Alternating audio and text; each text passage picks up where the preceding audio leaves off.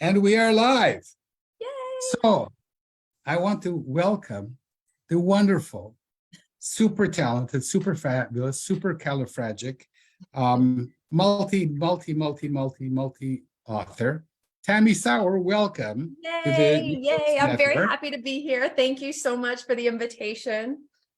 Pickled pink. You can see how pink I am. You are pink. I am. It's a little bit of a lighting thing, but I'm a little pink today.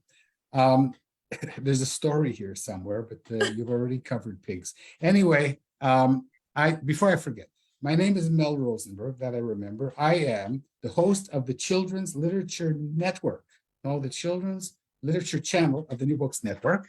And my guest is the wonderful Tammi Sauer. Welcome to the show, Tammi. I sound like the Muppets. Well, very happy to be here. I'm excited for our conversation. And we are celebrating. You wanted to celebrate the Underpants. That didn't sound good. We want to celebrate your new picture book, The Underpants, but you have four or five other books that just came out. Yes, so, I have more coming out in 2022. But The Underpants is the most recently published. You wouldn't happen to have a copy somewhere? Well, I don't know. So this is The Underpants, and it came out October 4th with Scholastic Press. And the illustrator is Joran Cole, and this is his first picture book. And I just could not have been happier with the art for this book. I mean, look at this cover. It is just so full of funniness and joy, and I love the expressions. And anyway, cannot believe it's his first book. So could not have been happier. And you are quoted as saying that if you want to succeed in the picture books, you have to write your weirdness. So not really write to your weirdness. I say celebrate the weird stuff in life because it's good material for stories. I tell that to kids all the time in school visits. I tell that to writers when we're at writing conferences. Just pay attention to the stuff that kind of, seems just a little weird or a little funny, and see if that can maybe lead you into an idea for a story. Okay, I hope I'm not surprising you by telling you that you're not the first author I've interviewed who's written a picture book on Underpants. But for me, it's a really weird topic. It's one that I wouldn't touch. That's also bad. Yeah, that's really bad. So run us through the Underpants and read a little bit and show us a few. Oh no, I was going to say show us a few double spreads. Yeah, you got to stop this. If you have children listening to this videocast or podcast, please put them away right now. Okay, but now they can come back because I will not be inappropriate. But I might. Okay, well, they're just taking a risk. Well, The Underpants, how this book got its start was my editor, Ken Geist at Scholastic, contacted my agent and said that he thought I'd be a good fit for a book called The Underpants. He said that he had talked with a lot of the people at the Scholastic book fairs, and there was some interest generated by some of those people for a book with that title, and to have it be a play on the book The Mitten, which Jan Brett has written, and there are many different versions of the book. It's based on an old Ukrainian folktale. Well, I used to teach pre-K, and when I taught pre-K, I loved sharing The Mitten with the kids. We would act it out. It would just be the best.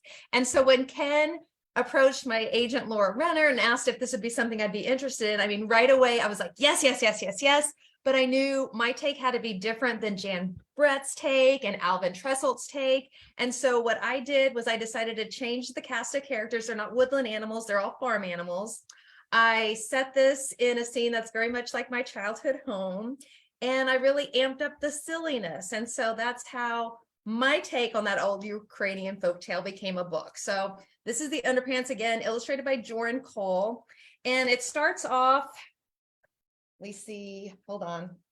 This is hard to do. I usually have it up like as a part of a PowerPoint. So there's the title page, and you already get a little foreshadowing. You see this kitty peeking through the window, noticing that fresh pile of laundry. And farmers, he has his coffee. He's getting ready to start his day. And I'll just read a few spreads.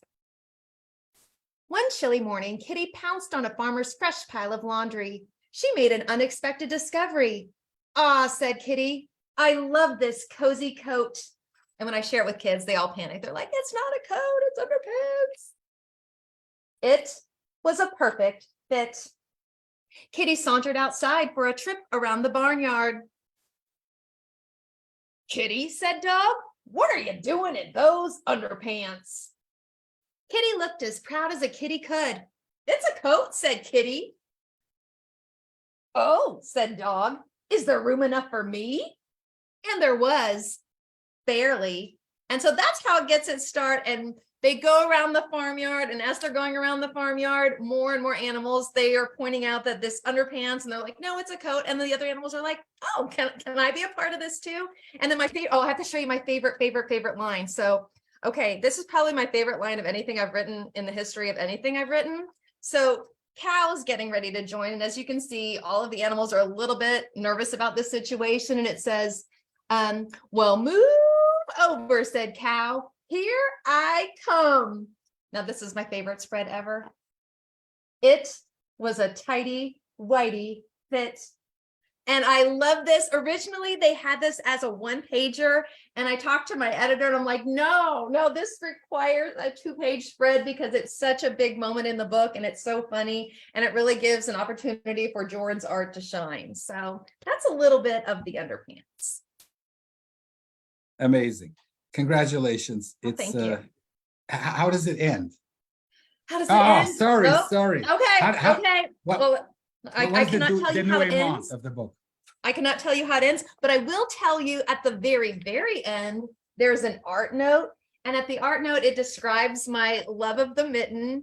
And it also lets you know that this book is dedicated to some of my favorite teachers because I wanted to thank them for all of their support.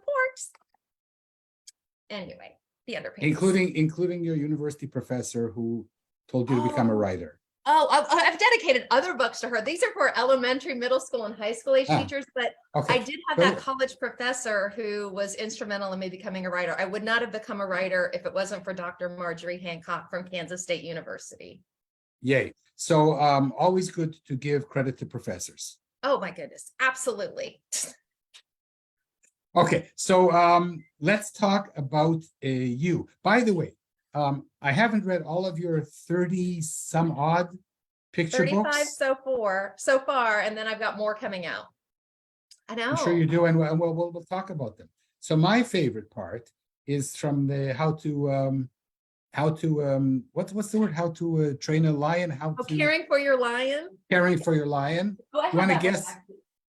I'm sure you do. What is my favorite? I don't have all of them on the shelf behind me. This is just my Zoom setup. So I just have a few that fit on my shelf. That's what they all say. You need a caravan for all your books. Oh my goodness. This book, I love it too. This book is illustrated by Troy Cummings. And have you ever seen what's underneath the jacket? Hold on. No. Troy is so funny. He made it look like a pizza box because there's some there's a pizza scene in this book. And it says, caring for your lion since 1925. Serengeti Brothers Pizza. And then the toppings are tomato, olive, mushrooms, green peppers, spinach, pineapple, sausage, pepperoni, gazelle, giraffe, buffalo, zebra, and rhino. I mean, so funny. So yeah, it was a joy to work on this book. So what is my favorite line from that book? Oh gosh, what is your favorite line in this book? Hold on. Hold on. Let me see. I don't know if it'll be your favorite line, but it's my favorite. Expect a teensy bit of shedding. Is that your favorite line? No. Oh, what's your favorite line? Try again. It's I'm paraphrasing. Fill the bathtub with equal parts water and lion. Oh, okay. It says post bath, your lion is half his normal size. Is that it? And then it says do not panic. Is that it? No, isn't there one where it says fill the bathtub hold on. with one part water and one part lion? This is your favorite scene. So tell me what's your favorite line. Fill the bathtub with one part lion and one part water. Oh yeah, it says at bath time, fill the tub with equal parts water and lion. That is a good line. It's been so long since I've read this book, so thanks for bringing it up. It's my pleasure. That's my job today, to remind you of things that you've written. Yeah, I was like, that's pretty good. Now I need to step up my game, so I write another good line like that. Absolutely. So now take us back to the beginning of Tammi Sauer in a town with like 6 inhabitants. It feels like called 6 inhabitants for the regular person. Victoria, Wyoming or something. Victoria, Kansas, population about 2,000, no stoplights in Victoria, Kansas. I love this town. I was just back there visiting in the town. I visited with family. I stopped and visited my favorite middle school teacher. It was a good place to grow up. And I didn't grow up in town. I grew up outside of town. I grew up on a tiny farm, and on our farm, we had a horse, we had cows, we had ducks, we had chickens, we had geese, we had dogs, we had cats, but most of all, we had pigs. We always had hundreds and hundreds of pigs on the farm. And I think because I grew up on that farm, I think that's why many, many of my books star farm animals. So if you look at my collection, I bet probably about 10 out of the 35 take place on farms. And you're not the first farm girl that I've interviewed. I'm thinking that one way to picture book stardom is to grow up on a farm. It worked for me. So it sure did. So, I have to assume that if you grew pigs, you're not really Jewish. No, I'm not. But I don't eat much meat. So I don't eat any pork. I don't eat any beef, but I don't eat any fish. But I will eat chicken, and I'll eat some turkeys. But yeah, no pork for me. And for me, neither. So, but here's the thing, okay? I'm going to say this before I forget to say it, because the books that you write are weird and wonderful, and yet they have Hollywood endings. Everything comes out good in the end. We're going to talk about Avery in a few minutes. Okay. And he saves That's like the day. vintage Tammi Sauer. Yeah, and I can bring you to more recent books, and he's like the hero, right? But at the end of the day, he still rides the cow instead of the horse. He's still allergic to horses. He won't eat grits and beans. And because you're such a nice person, I think you have trouble being mean. And then when I was looking at this book, and it's funny that you should mention it, because I was looking at it today and I saw all these pizzas with, rhinoceros pizza. And it's funny, but it's just a little bit, it's not vegetarian sometimes. So I was saying, okay, that's the other side of Tammi that I would like to read more of. She pops out quite a bit. So just read all 35 books, and I'm sure you'll find little tidbits of it. Okay, I was actually wondering what I'm going to do in 2023. So maybe I'll just. There you go. Now you got a plan, got a hobby. And I'll tell you what the problem is. By the time I read your 35 books, you'll have published 35 more. Oh, that'd be nice. Yeah. It's totally Sisyphic. Okay, so you're a tiny little girl on a farm in Kansas, like Dorothy. Kansas. And then what happened?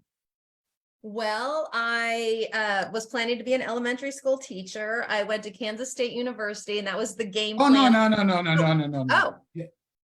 My interviews center on Tammi as a 4 or 5 year old. Oh. If you write picture books, you must be a 5-year-old.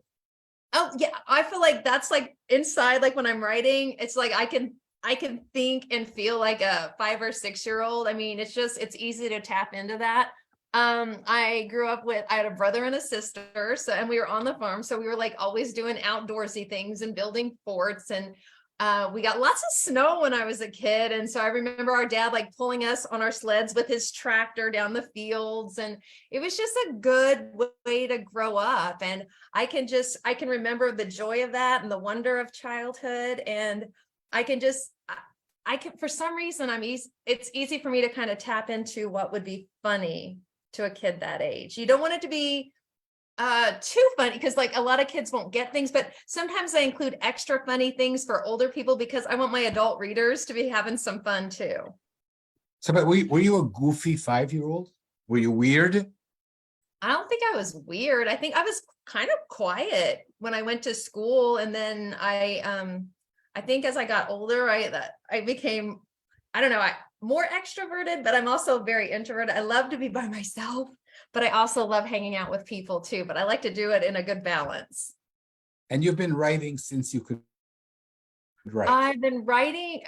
I tell kids at school visits that all of the writing you're doing right now helps you to be a better writer. Whether you're writing a poem or a letter or in your diary, every bit of writing is some good writing practice, because I tell them it's just like playing an instrument or playing a sport. I ask them, how did you get better? And they're like, practice. And I'm like, it's the same thing with writing. The more you do it, the better you get at it. So I did not become an author. So I've been writing and writing and writing and writing. And I even remember when I was in high school, I had lots of pen pals. In middle school, I had pen pals. I still have a couple of the same pen pals. But yeah, all of that writing, but I never planned to be an author. That didn't even cross my mind as a job. So what were your favorite subjects? My favorite before subject, college? I would say I would say it probably was like language arts. I loved digging in and doing good grammar. I thought that was like fun because it was almost like mathematical to kind of get it all organized, kind of like a puzzle. In middle school, that teacher that I visited last week, she was big on diagramming sentences. So I was like, that was like almost a game to diagram sentences.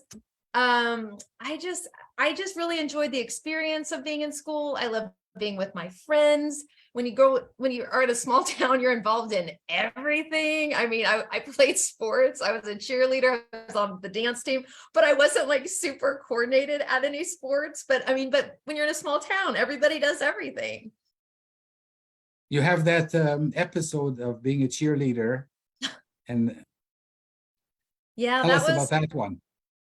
Oh, you mean about falling, like chasing pigs? Oh, okay, so I did that. I was. No, listen, before the show, I asked you whether I could ask you any question. Yeah, so in eighth grade, this would have either been my 8th grade year or my freshman year. But because we had hundreds of pigs, sometimes we had over 1,000 pigs, and pigs are smart. Pigs always know how to get out of the pen. And my dad would have them organized in different pens around the farm according to size. But it was just like one of those things that they would break out. And if one pig gets out, then the others are just going to follow. And then your whole yard is covered in pigs. And my mom did not like that. So whenever somebody noticed that the pigs were out, then somebody would say, the pigs are out. And all of us had to race outside and chase those pigs back to where they belonged. And it did not matter what time it was. It did not matter what you were doing. It did not matter if you were getting ready to go cheer at the basketball game later that day. You had to get out there. And like sometimes it was in the mud. And I remember wearing those big they're called overshoes that you wear over your shoes, and they would be like my dad's, which didn't fit. And so, sometimes you get stuck in the mud and then you just like kind of like tip over if it just doesn't go well. So, but that was just part of it. So there you have it. Very glamorous life I lead. No, I think it's fine. So then you finished high school. Mm-hmm. Yes. And you went to college in the big city? I went to college in Manhattan, Kansas. They call it the Little Apple. Loved Manhattan. That's still one of my favorite towns. It was such a good place. It was beautiful. It was close to Kansas City. It's close to Florence.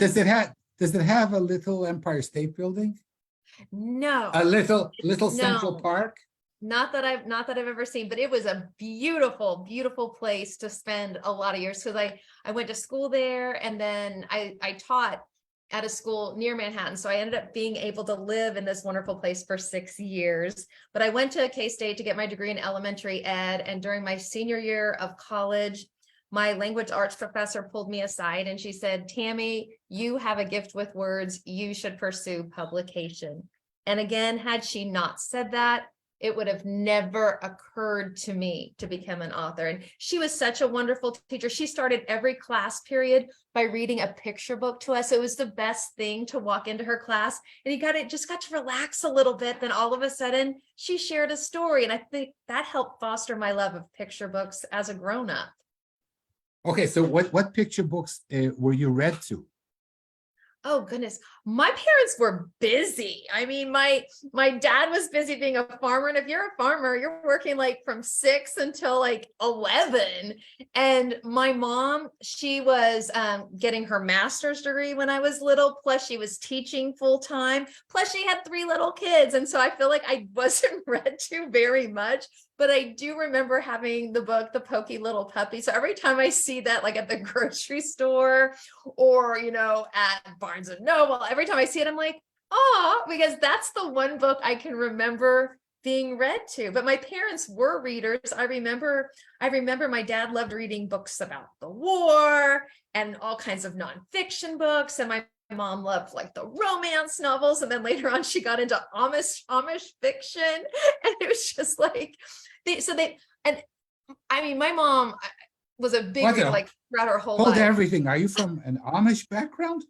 No, not at all. But she picked up one book one day and she kind of was like, oh, and then she kind of got hooked on it. And so anyway, so it was like romance novels for a while, and then it was Amish fiction. So if somebody's wanting, I don't know, to try something new, I guess there's an option.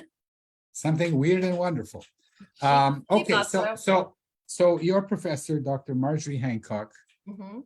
put you on the yellow brick road to I stardom. mean, all she did was say that sentence. I mean, that is it. And it was But just enough. that's all you need to I say. know, because I tell kids at school visits this too. It's just like having somebody believe in you that really helps you to believe in yourself, and that gets you excited. And so I tell teachers a lot, I'm like, notice what your kids are good at and mention it to them, because they might not know it. And it's just good to hear it. And it's very encouraging. And so, yeah, it really, I mean, that is why I do what I do, is because of that one conversation. And you're like a master craftsman, not only with the story, but also with the words. Oh, yes. Wordy Birdy, is that a little bit Tammi Sauer? That is a little bit Sierra Ricky, my niece. Sierra, when she was 4, she would just talk, like she lived in Texas at the time. So I didn't get to see her very often. I still don't get to see her very often, but I remember when she was 4 and she would talk to me on the phone, it was like this big run-on sentence. And I was like, oh my goodness. And so when the words Wordy Birdy came to me, it was just one of the ideas that I had jotted down in Tara Lazar's Story Storm one day, was Wordy Birdy, because I liked it. It was a rhyming thing. It already tells you a little bit about the character. And then I remembered little Sierra, who's now 14. And I decided I need to give this a try. And it was so fun to write a picture book with a lot of words, because she was just like talk. Because usually I'm so used to paring things down, and I love to do that. It feels like a puzzle to pare down a picture book into the best words possible. But with Wordy Birdy, she just talked. And so it was a different feel. And even when let me see if I have that one. I don't. Oh yeah, I do. So if you look closely on the cover, you see words. My editor said, can you come up with a lot of content that Wordy Birdy might be saying on the cover of the book? And so there are extra words here. And then when we did the flaps, she wanted me to write the flaps, but write it in Wordy Birdy's way. And then even when we did our author and illustrator information, she wanted me to interject Wordy Birdy there too, because Wordy Birdy interrupts, because she's so excited to tell you everything she's got to say. And I thought that was a really genius idea that my editor, Frances Gilbert, had. Oh, yes, absolutely. So I haven't known you all that long, but I'm going to suggest that there's a little bit of Wordy Birdy in Tammi Sauer, and there's a little bit of Wordy Birdy in you, and maybe it's a sublimated version, because you said that you're introverted, but you're not introverted in your writing. No, I feel like I'm a good balance. I mean, if I had to be by myself every day, all day, then that would not be great. But I always make sure I have like lunch dates with somebody. I just had lunch with a friend yesterday, and on Friday I'm going to a movie, and then on this weekend my daughter's coming home. And so I love it, but then I also just love that, and it helps me to, I don't know, just, I guess, I don't know, grounds me a little bit, just to be by myself a little bit too. So I can tell you that since I started writing in earnest, I've become much less friendly because because you need this time to be with yourself and write. Yes, yes. And yeah, so but this show is about you. So you finished college and you had this approbation, is that a good word? And you say to yourself, oh, I don't want to be a teacher, I want to be a picture book No, that writer. didn't happen at all. I know, you became a teacher. I first I became a library media specialist because there was this job opportunity, and I was this is like 1995, and so I just learned about the internet. It was a big year. I just got my first email address. So I started grad school the summer after I graduated from Kansas State to get my degree in library science, and then I had a job that started in that August. And so I had a school that was pre-K through 8th grade. So I did library sessions with pre-K through 6th grade, and then I did stuff with middle schoolers as needed. Plus, after I got the job, they said, oh, by the way, you'll also be teaching middle school electives, because I think that happens a lot in teaching. You get a lot of those, oh, by the way. And at first I was petrified because I was 22 and these people were like 13 and 14, but I loved working with those kids. And my two electives were storytelling and writing. So I got to choose exactly what I wanted to do. So that was super fun for me. So I did that for a couple of years, but I'd always thought about Dr. Hancock, thinking, maybe. And then we moved to Albuquerque, and I had my daughter, and I was teaching pre-K, and I was still thinking, well, maybe. And then I had my son. And then when my daughter was, I think she was either 3 or 4, it was when she was in preschool, there was an illustrator who visited her school, and I happened to run into him in the hall, and just seeing somebody who was in that business just made my heart pound a little bit. And I thought, I want to be a part of that too. And so after I left the school, I went to Barnes and Noble, and I got the latest copy of the Children's Writers and Illustrators Market Guide.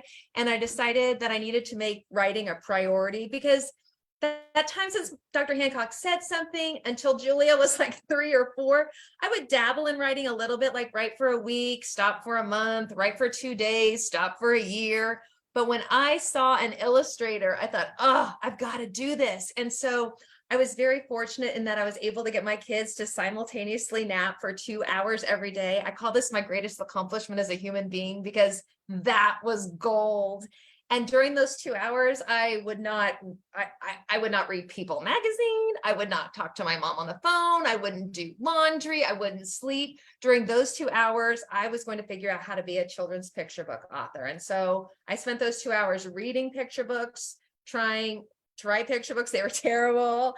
And then reading books about how to write picture books. And so those 2 hours to me were what helped me to kind of just get in that mindset that I want to do this. I really want to give it a good go. And then what happened? Well, I wrote some really bad stories.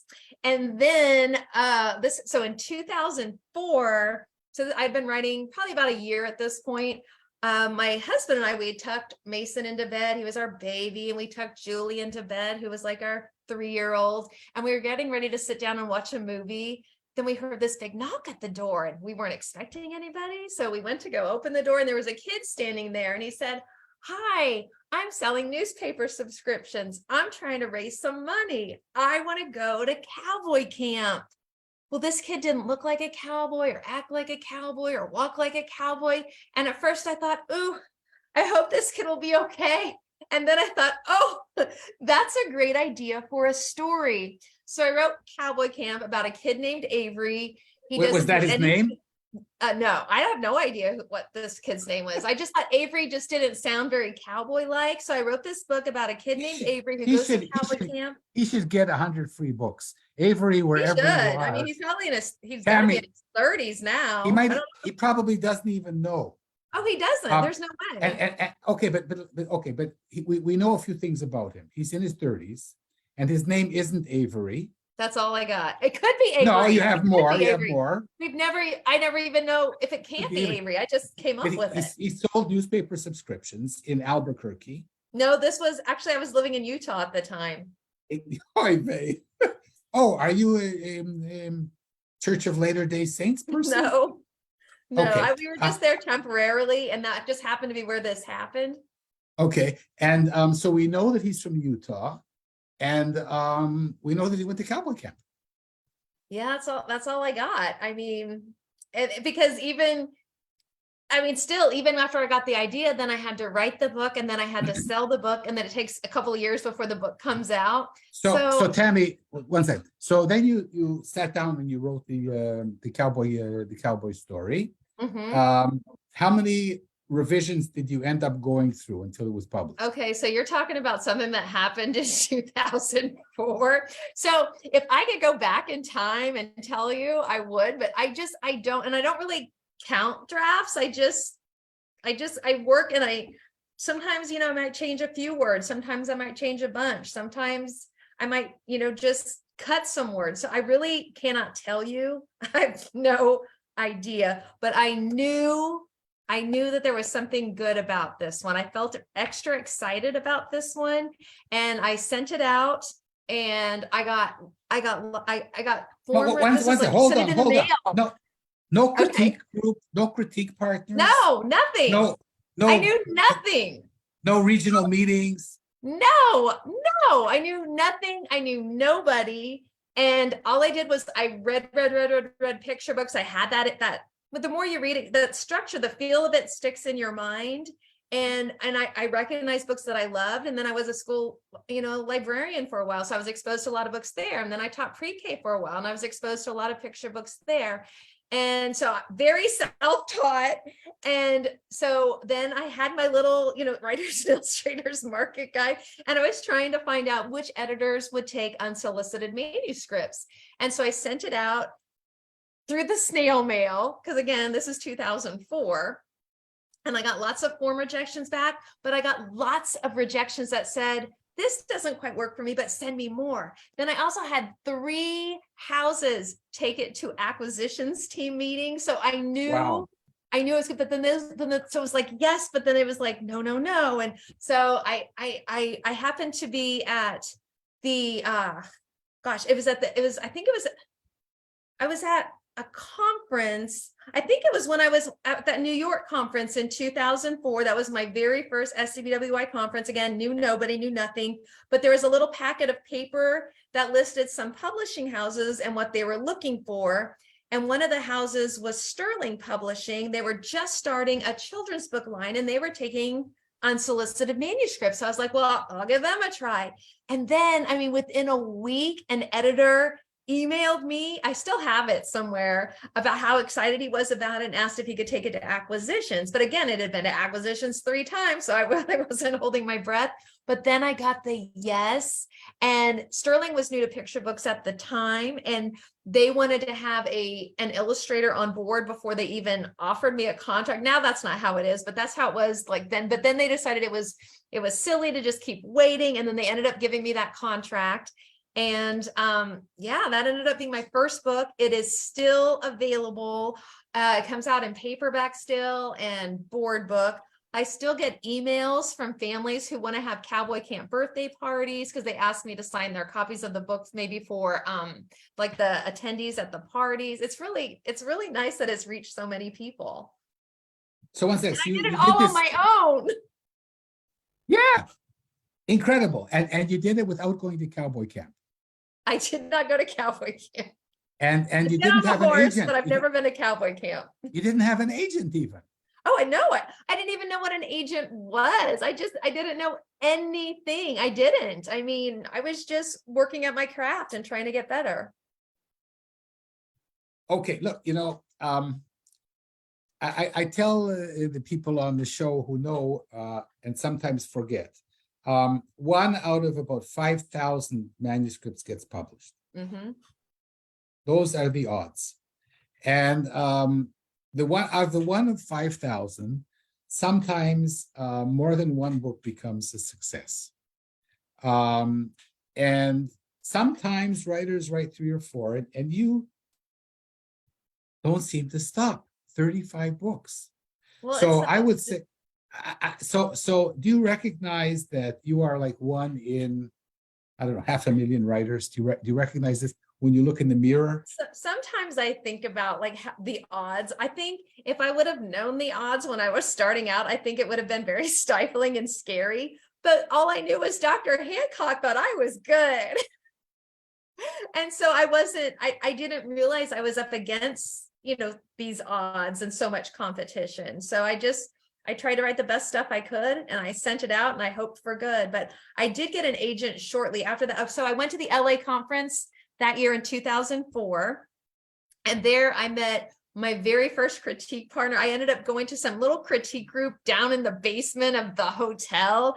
And there was this one girl that I really connected with. And then she said, I think we should be critique partners. And I was like, oh no, because I had 2 little kids at home and I knew I had 2 hours to write. And I didn't want to give up my 2 hours to work with anybody else. I needed a focus. That's what I thought.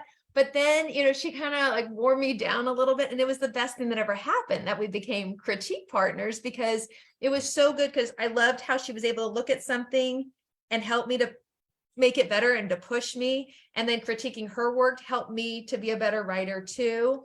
And so then she and I started talking about, oh, maybe we should look into getting agents. I'm like, I don't know if I'm ready for that.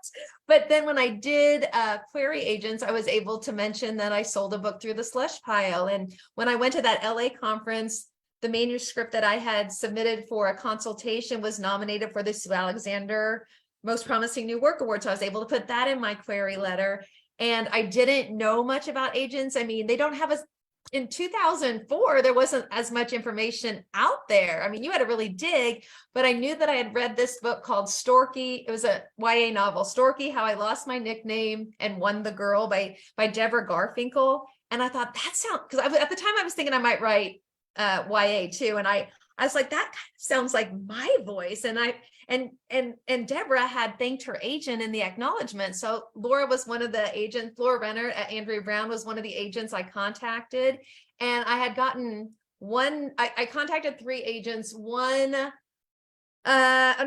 One said no. One asked for a revision request, but then he ended up saying no. One said, let's just send it out how it is. But I wanted an editorial agent who would look at it and, push me to make things better. And then one was Laura, and Laura Renner and I have been together now since 2004, which is a pretty good amount of time, like almost 19 years that we've been together. You talk about the things that in retrospect, we should have done. Like having a critique buddy. And for me, I'm going to now say a few words about Storystorm. Oh, I love Storystorm. I do a post for Storystorm every year. Go back there. Ever since Storystorm started, I've been there. Okay, so this is like you gave the confessional about the query buddy, and my confessional is Storystorm, because until I interviewed, Tara Lazar was my last interview of the last year, and you're my first interview of this year. And I wouldn't even look at Storystorm. Oh, I'm an idea person. I'm a scientist. I'm an inventor. I know ideas. And so I didn't even look at Storystorm until I interviewed Tara. Really? Said, yes. I mean, I knew it existed, but why should I join when I teach people courses on how to have ideas? I said, oh, okay. She's such a nice lady. She writes so well. I'll give it a shot. And wow. I'm having like ideas like popcorn. See, that's so nice.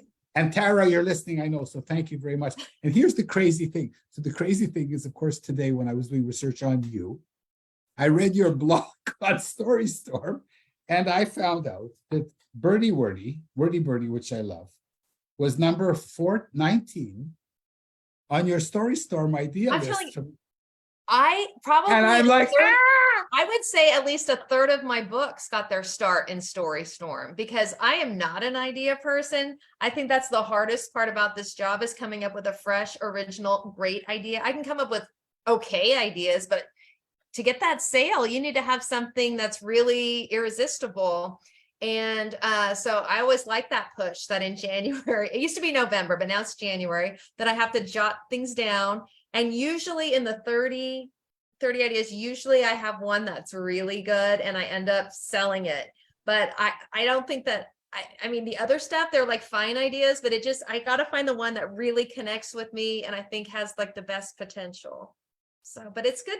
And I mean, so I've been in Storystorm for all of these years. So I have files on my computer, from like 2010 and 2000. I mean, I don't even know how long it's been around, but I do a post every year. So if you want some ways that I get ideas, go read just type in my name as a keyword there and you'll see. And now I'm going to, you can rest assured, for our next interview. So so it's a little crazy because it is a little bit, what's the word? It's like it's not real, it's not natural. It's like some kind of coercion to come up with an idea a day, but it damn well helps. I think, don't think of it like that. Think of it as a challenge. Think of it as a challenge to come up with an idea each day.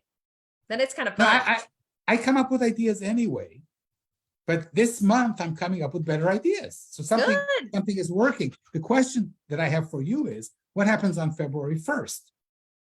You say, well, I have all my ideas for 2023. Excuse me, I didn't hear what you said. Say that again. No, so you're doing Storystorm this year also? Always.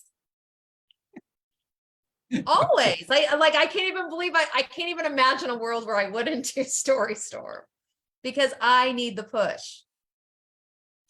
Incredible. But then what happens in February? Every year's different. I mean, I don't feel like, oh gosh, now I gotta start writing. I mean, sometimes coming up with ideas. I mean, no, but so as somebody who's a Storystorm pro, why is it limited to January? Why? Oh, I keep ideas because of this on my phone. Every time I get an idea, I just jot it down, then I add it to another list later that's on my computer. But I think another good thing about Storystorm is that it helps you to connect with other writers because you know that you're not alone and these people are going through the same kind of struggles and they might have a way of approaching idea getting that I've never tried, and then that's exciting to me.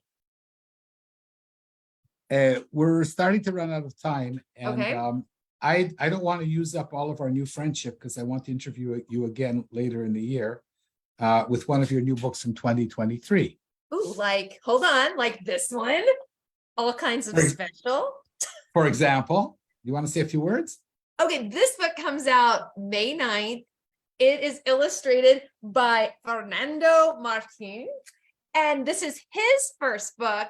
And this book is just filled with happiness and joy. I have a friend named Flora who lives in Florida, and she has a mango tree. And one day, Flora and I were just messaging back and forth, and she was showing me pictures of the bowls and piles of mangoes that she had in her kitchen because she was making jam and she was making this and that. And she said the sentence, "I have too many mangoes." And I'm like, oh, that's a great idea for a picture book. So originally this book was called Too Many Mangoes. And there's the words "too many mangoes" pop up in this a couple of times, but my editor thought that there were so many books out there with a food in the title that they wanted me to come up with something different. And so all kinds of special popped up in the book a couple of times. I'm like, well, that would be a good approach too. And so anyway, so that's like one of those things where I say celebrate the weird stuff in life. Like if I hadn't paid attention to Flora saying "too many mangoes," then I wouldn't have thought of this book. And "too many mangoes," it sounds good because you have that many and mangoes. Those words sound good together. Plus, when you have too many mangoes, you already know what a big problem there's going to be. And I just thought it was like the perfect approach, the perfect little seed to an idea. So very excited about this book. And then Vanessa Brantley Newton and I have Mary Had a Little Glam, which was very successful. And then in 2022, we came out with Mary Had a Little Plan. And in 2023, we are going to have Mary Had a Little Jam. And that's like the music kind of jam because I think Vanessa is Mary. If you ever met Vanessa Brantley Newton, you'd be like, oh yeah, that's Mary. But she's very musical. And so I thought that'd be a fun one to do too. So jam and mangoes, look for those in 2023. It's wonderful. I have an exercise called Mary Had a Little, and then you have to fill in with something very weird. Oh yeah. weirder than jam, clam, and glam. Well, okay. So what I think that what your masterful ability, which is really masterful, is to take these weird and wonderful ideas and to craft the words around them and to come up with an ending that is satisfying for kids. Mhm. And that is such a wonderful, special gift that the rest of us can only aspire to.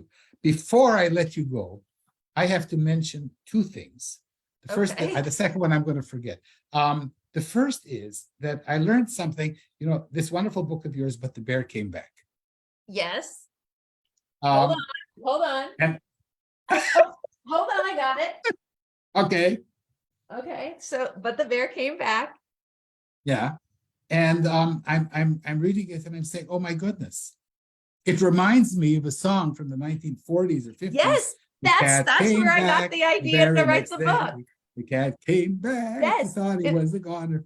That's And then that's exactly what triggered this idea. I was listening to NPR because I love NPR, and they were playing that song, and I'm like, the song. oh my gosh. And so even though this doesn't have that lyrical follow idea, but I love that butt and bear and back. I like that alliterative feel. I mean, so you have at least one reader who thought of that without yes, knowing well, that. very nice, because That's, I don't think a lot of people would have gotten that right away. So I will give you a gold star. well, thank you, but you have to be an ancient person. Because that song was big in the 50s and 60s. I mean, how many people, Yes. That song is very, very old. Like I think, wasn't it written in the 1800s? I think it might have been. It could be. I'm not that old. I didn't think so. So before we part ways for today, do you have like a favorite? You mentioned somewhere that your books went on to appear in plays, and I thought, isn't that remarkable? Do I infer correctly that your books take on a life of their own once they're published? Oh, yes. I mean, a lot of times they get published in different languages, and I love knowing that a kid here in Oklahoma could be reading the exact same book that a kid in France is reading. That's fantastic to me. A lot of my books have been developed into musicals, and when that happens, I get script approval because, they have to extend the manuscript quite a bit. So I want to make sure that everything still stays true to my character. So that's really fun. A bunch of my books have been musicals, but I've only seen one, and it was an amazing experience. It was in a beautiful theater. I was in a crowd of first and second graders that I had just seen all that week at school visits. And so I remember when I walked in, the kids were like, "That's Tammi Sauer." I mean, it was a very big day for me. So yeah, so it's just really fun to see how that happens. Plus, another great thing, sometimes kids dress up as my characters for dress up like your favorite character at school day. It's just really neat. And sometimes kids will mail me their versions of a book that I've written. I mean, I've gotten a lot of, instead of caring for your lion, they'll do caring for your penguin or caring for your blah, blah, blah. And so that's kind of fun. So what's that? And your first foreign sale was which book and which language? it was Princess in Training, and it came out in Hebrew, which was fantastic because that's my only book that came out in Hebrew. And I love it that when I share it with kids, they're not expecting to open it in reverse. And it just looks so beautiful in Hebrew. I'm here in Israel, and I'm going to get you a copy. Okay, that sounds good. And one for my grandkids. Okay. So I guess we have kind of run out of time. I mean, we're way beyond the time, but who cares? Are there any other tips for aspiring writers that we haven't talked about? Oh goodness, there's so many tips. Of course, the top ones are read, write, revise. I am in 2 critique groups now. And when it comes to critique groups, here's a good tip. Find people who are at least as good as you are, if not better. You want people to push you to make something that's good great, if possible. It's nice to hear, "Oh, I love it. That's so wonderful." But you also need somebody who's going to notice things that could really stand to have a little extra work put into it. be nice, be a nice person in this business. That would be a good thing. Get comfortable with wanting to do school visits. I mean, I'm doing a school visit tomorrow. I'm doing a school visit the next week. I'm doing 2 more the next week. I never really thought that this would be part of my job to be out there. But again, I was an elementary school teacher, so it's fun for me to be back into schools. And so I get to go into these schools and I get to talk about what I love the most. And then I get to go home. And that's pretty great. No parent needs to call me. I don't have homework to grade. Okay, but keep in mind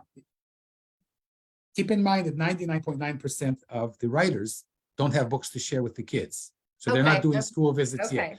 But I'm just saying, keep that in mind, that that's probably going to be part of the package deal. Is I mean, I know not everybody would feel comfortable doing that, but I'm just saying, just keeping in mind that it's a nice little lucrative part of this business. Plus it keeps you in touch with your audience. And sometimes when I'm at a school visit, I get a good idea for a book. So that's nice. So maybe tomorrow I'll come home with a good idea. Because I tell kids that sometimes I get ideas from kids. And so what that tells kids to do is after my visit, they're like, Tammi Sauer. And then they come running up to me to give me good ideas. I'm like, oh, so it's a pretty good gig. I like that very much.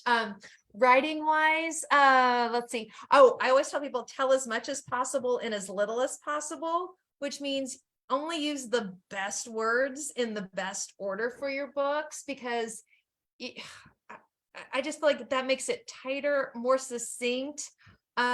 Make sure you allow space for the illustrator to tell half of the story through the art, because that just helps the book to feel more complete. And you want your text to rely on the art for some of it. I mean, Caring for Your Lion is a complete example of this, because the text basically tells you how easy it is to care for your lion, but then you see in the illustrations, it's absolutely the worst thing ever. So I'd say those would be some of my tips to help people who are wanting to be a picture book author, or who are just wanting to, get better at writing picture books. So before we go, we didn't mention, it's impossible to mention all your books. We didn't mention The Bunnies, which also came out this year. Hold on. I've got it. I think I've got it. Oh no, it's way up. It's way up on my shelf. Okay. So I know why your endings are so nice and why good things happen at the end of the book, because Tammi Sauer, you are an incredible, positive and happy human being. And it shows in your writing, it shows in your character, it shows in this interview. I hate to let you go, but we've been here for almost an hour. I've got work to do. Yes, and because I don't know whether because I'm Jewish, because I'm a guy, I was kind of hoping, I'm just going to tell you this, not the thousands of people that are listening. Sometimes I almost want the wolves to win. Well, that wolf wins. He got exactly what he wanted. If you paid attention to the book, all he wants is a friend. He's a lone wolf who's so lonely. All he wants is a friend, and he's become enamored with bunnies. I mean, he's in a bunny fan club. He had the bunny slippers. All he wanted was for the bunnies to love him. And so I feel like he got exactly what he wanted. And it was unexpected. So I think that's a good thing in picture books too, is like give the readers the unexpected. The whole way through, the main bunny thinks that they're going to be gobbled up by this wolf. So he's doing everything in his power to try to convince the wolf to leave Bunnyville. And then No Bunnies Here. What's that? Oh yeah. No Bunnies Here. No Bunnies Here. So it's the book called No Bunnies Here, but it's the book that's filled with bunnies. Okay. And that is why you are an incredibly successful writer. Well, thank you. So I'm going to go now and take my manuscript where the wolf only wants to eat the bunny, not to be friends. And I'll say, what would Tammi Sauer do with this? Garbage. No, but let me just tell you a quick secret, then I gotta go. Okay, my book Nugget and Fang is probably one of my most successful books. In it, a shark and a minnow who are best friends. I mean, it's just great. Well, in the original first drafts, I actually had Fang eat Nugget, and I sent it to my editor or my agent. My agent said, I love it, but I really don't think one main character should eat the other main character. And I'm like, well, shoot, I thought that was super funny. But then, she's had to like think about it. And it took me a while to come up with an ending that worked for me, but she was right because I didn't want to traumatize any of my readers. But just so you know, originally, the shark ate the minnow. Now everything makes sense. Tammi Sauer, thank you for an hour of your time. You could have written a best-selling book. I'm really so happy to meet you. Very happy to meet you. Everybody go out and purchase Underpants, the book, not the article of clothing. Yes. Tammi Sauer, I'm going to track you down in May to talk about the new book, and have a splendid day. And thanks so much for spending time with the Children's Literature Channel of the New Books Network. And this is Mel Rosenberg thanking Tammi Sauer, and everybody have a wonderful day. Thank you too. You have a great, wonderful day as well. Bye-bye. Bye.